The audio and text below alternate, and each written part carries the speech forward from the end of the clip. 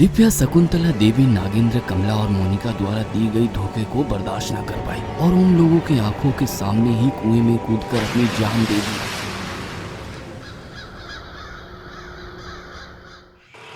इन सारी बातों से अनजान दीपक हमेशा की तरह ऑफिस चला गया। भैया, तुम्हारे और कमला का मास्टर प्लान से वो मूर्ख दिव्या मर चुकी है। मेरा बेटा का उसके ऊपर से प्यार भी खत्म हो गया है। यही सही वक्त है, तुम्हारी बेटी मोनिका के साथ दीपक की शादी करा देंगे। हाँ बहना, यही सही वक्त है। कुछ दिनों बाद शकुंतला देवी दीपक को मोनिका से शादी करने के लिए कहती है। माँ, तुम्हारा दिमाग तो खराब नहीं हो गया? दिव्या मेरी जान है। मैंने गुस्से में दिव्या को घर से चले जाने को कहा। इसका मतलब ये नहीं कि मैं दिव्या को पसंद नहीं करता। अगले हफ्ते ही मैं दिव्या के गांव जाऊंगा और उसे लेकर आऊंगा। दीपक का जवाब सुनकर शकुंतला देवी का सर घूम गया। इसके बाद दीपक की कही गई सारी बातें शकुंतला देवी ने नागेंद्र को बताई। क्या इसका मतलब दीपक अभी भी सोच रहा है कि दिव्या जिंदा है? घर से चले जाने को कहने पर दिव्या अपने मायके चली गई सोच रहा है। भैया, सोचने दो बहना, जब कहीं वो नहीं मिलेगी तब देखना, तब अंत में मेरी बेटी से ही आके शादी करेगा। अगर ऐसा ही चलता रहा तो मोनिका के साथ शादी बहुत ही देर हो जाएगी भैया। दिव्या कुएं में कूदकर आत्महत्या कर ली करके हम ही लोगों को बता देंगे। अरे बहना, तुम्हारी जुबान बड़ी और दिमाग छोटी है। उसे पता चला कि दिव्या मर गई तो वो भी मर जाएगा। दीपक के ऊपर से उसका प्यार खत्म करना पड़ेगा। मैं सोचता हूँ कुछ। कौन सा उपाय है? सस्पेंस बहना, देखते जाओ। जंगल में जैसे सियार हो, गली में जैसा कुत्ता हो, हमारे घर के लिए मेरा पति नागेंद्र भी उसी प्रकार बहुत तेज है। यक मम्मी, पापा को कुत्ता और सियार से तुलना कर रही हो? पापा तो बिल में सांप की तरह कितने कनिंग हैं। हाँ हाँ, नागेंद्र का मतलब सांप ही तो है।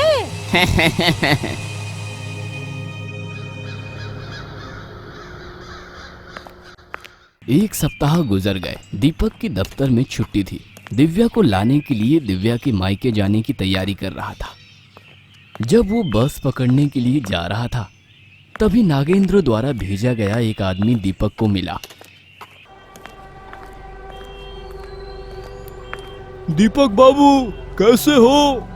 आप कौन? मैं तुम्हारी पत्नी के दूर का रिश्तेदार हूँ। इस प्रकार वो आदमी दीपक को विश्वास दिलाया और दिव्या ने दूसरी शादी कर ली है ऐसा झूठ बोला। उसके झूठ को सच मानकर दीपक घर लौट आया। माँ, मैं भी दूसरी शादी करूंगा। क्या हुआ अचानक से? दिव्या को लाने के लिए गया था ना? शकुंतला देवी बिल्कुल अनजान बनकर पूछने लगी। दीपक ने सारी बातें बताई। दिव्या को मुझसे प्यार नहीं है माँ, उसने दूसरी शादी कर ली है। मैं भी मामा की बेटी मोनिका से दूसरी शादी करूंगा। आप तैयारियां करो। भैया, तुम्हारा प्लान सुपर है। दीपक और मोनिका के साथ शादी के लिए तैयार हो गया। तो फिर क्या समझी बहना? नागेंद्र का मतलब दिसने। दीपक के गुस्से में शादी के लिए हाँ कहते ही शकुंतला देवी तुरंत शादी की तैयारियां कर दी। सभी लोग शादी की तैयारियों में लगे थे।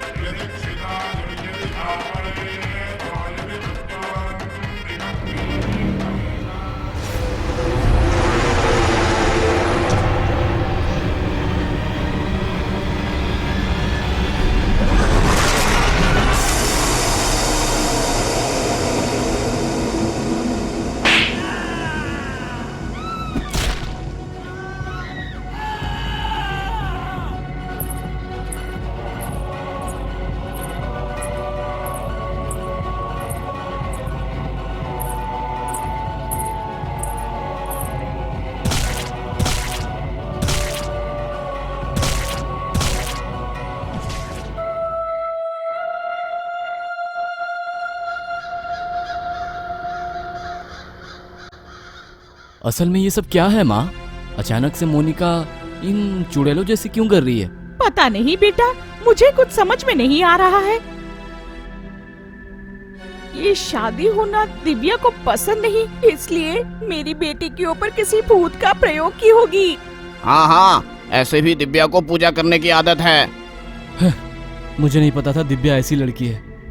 मेरी वजह से दिव्या को चुड़ैल ने पकड़ लिया है। मामा जी, आप किसी तांत्रिक को बुलवाकर मोनिका को जल्दी ठीक करवाइए।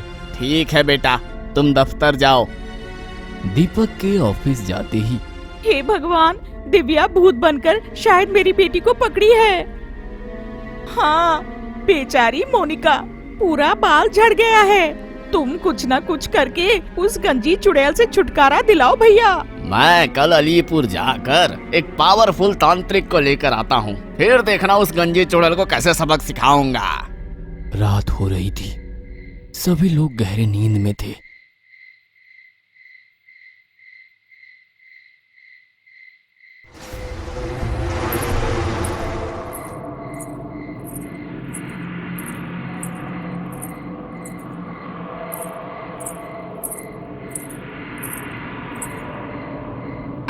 और कमला चिल्लाने की कोशिश कर रही थी, पर वो चिल्ला नहीं पा रही थी। चुड़ैल कमला को गांव से दूर बरगद के पेड़ के पास ले गई और गंजा करके उस बाल को पेड़ में डाल दी और एक बड़ी कील से कमला को पेड़ में ठोक कर मार दी। अगले दिन गांव के सभी लोग उस बरगद के पेड़ के पास पहुंचे। सभी के चेहरे पे डर थे कि दिव्या गंजी चुड़ैल बनकर कमला को बहुत ही भयानक तरीके से मार दी है। यह बात गांव के सभी लोग आपस में बातें कर रहे थे। पत्नी की मौत देखकर नागेंद्र रो रहा था।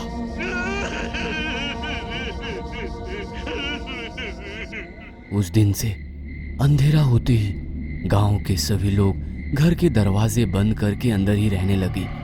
इतने में अलीपुर से एक तांत्रिक आया और आते ही कुछ मंत्र पढ़ने लगा। फटाफट बूम, बूटा बूट, फटाफट बूम, बूटा बूट, फटाफट बूम, बूटा बूट। अब डरने की कोई बात नहीं। कोई और चुड़ैल बदला लेने के लिए इस घर वालों को सता रही है। मैं उसे बंदी बना दिया हूँ। मुझे दक्षिणा के रूप में 5 झोला सोना और एक काला बकरा दीजिए। ठीक है स्वामी जी, दूंगा। ऐसा कहते ही नागेंद्र की आंखें लाल रंग में बदल गई, बाल सारे झड़ गए और वो गंजा भूत में बदल गया।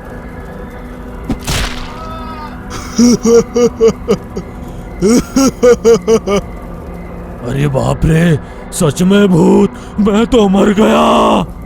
अगली बारी तुम्हारी है शकुंतला देवी, अब देखना।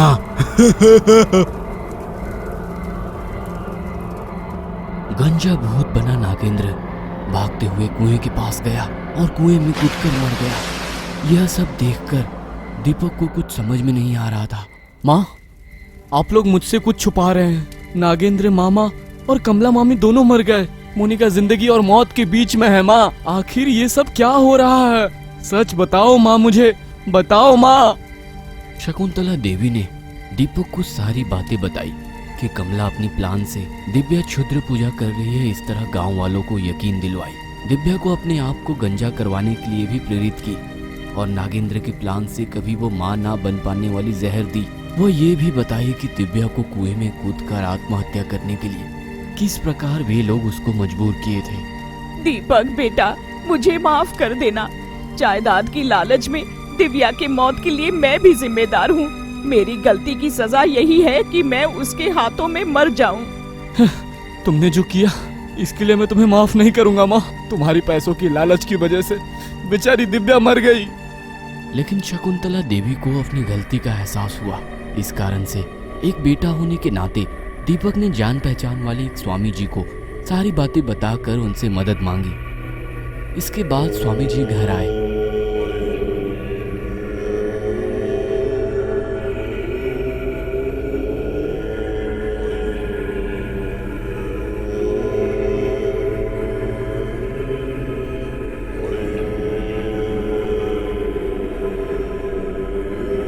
मंत्र का उच्चारण करते ही शकुंतला देवी की आंखें लाल रंग में बदल गई और सारे बाल झड़ गए।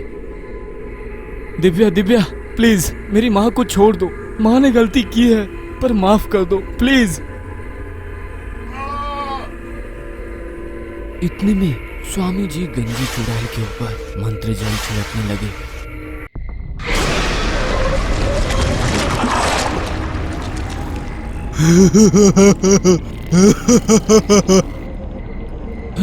ये दिव्या नहीं है स्वामी जी, ये दिव्या नहीं है। हाँ, ये दिव्या नहीं है। हे भूत, बताओ तुम कौन हो, वरना इस जल से तुझे अभी भस्म कर दूंगा। मैं शकुंतला देवी का पति हूँ। जब दीपक छोटा था तब एक दिन इस झगड़ालू शकुंतला देवी से तंग आकर मैं घर छोड़कर भाग गया, लेकिन मैं अपनी पूरी जायदाद अपने बेटे के नाम लिख दिया था और मैं उन कागजों को लेकर नागेंद्र के पास गया। साले साहब, अब मैं उस घर में नहीं रह सकता। बनारस जाकर मैं शांति जीवन बिताऊंगा। ये लो, मेरी पूरी जायदाद दीपक के नाम लिख रहा हूँ। तुम अच्छी तरह से उन लोगों की देखभाल करना। इन कागजों को शकुंतला देवी को दे देना। मगर ये नागेंद्र उस जायदाद को अपने नाम में करवा लिया। यदि मैं अपना मन बदल कर वापस लौट के आ जाता तो जायदाद हाथ से निकल जाती। इसलिए मुझे मारकर अंधेरा होने के बाद शकुंतला देवी के घर के पीछे वाली कुएं के पास दफना कर उस पर नारियल का पेड़ लगा दिया। कई साल बीतने के बाद एक दिन मेरी आत्मा नारियल के पेड़ से होते हुए नारियल के अंदर घुसी। उस नारियल के नीचे गिरते ही मैं बंधन मुक्त हो गया। मैं भूत में बदलकर हर दिन अपने बेटे को देखकर खुश होता था, लेकिन ये शकुंतला देवी बिल्कुल नहीं बदली। नागेंद्र से मिलकर मेरी बहू को आत्महत्या करने के लिए मजबूर की। उस दिन रात मेरी बहू जब कुएं में कूदी तब मैं दिव्या में प्रवेश कर गया और उसे अपने मायके पहुंचाया।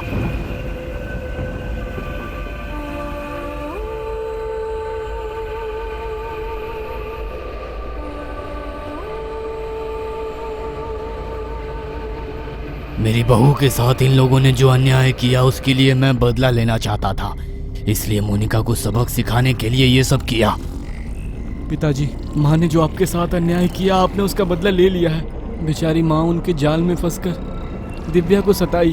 अब उसे अपनी गलती का एहसास हो गया है। प्लीज पिताजी, माँ को छोड़ दीजिए। ठीक है, छोड़ दूंगा।